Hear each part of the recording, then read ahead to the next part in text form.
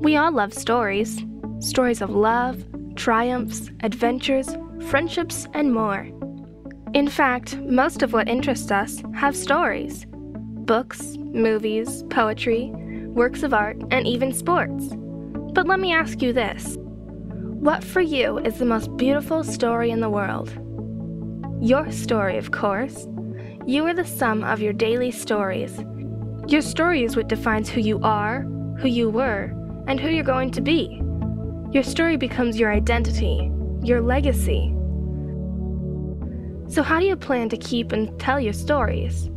Introducing Pickled. Pickled is the easiest way to tell your story. It's fast because you only need 8 photos to capture your day. It's easy because you are given a quick guide on what type of photos to take. It's fun because you can put a speech balloon, moods, and stickers to spice up your stories. It's different because it's more personal. You can be you, no pretensions. Yet, it's social that you and your friends can check out each other's stories if you share them. And it's amazing because it automatically creates a storyline of you. It's like having your own storybook. It also summarizes each of your everyday moments. Go see your selfie evolution. Anyone can do it. In just a few minutes a day, you are creating the most beautiful story ever. Try Pickled.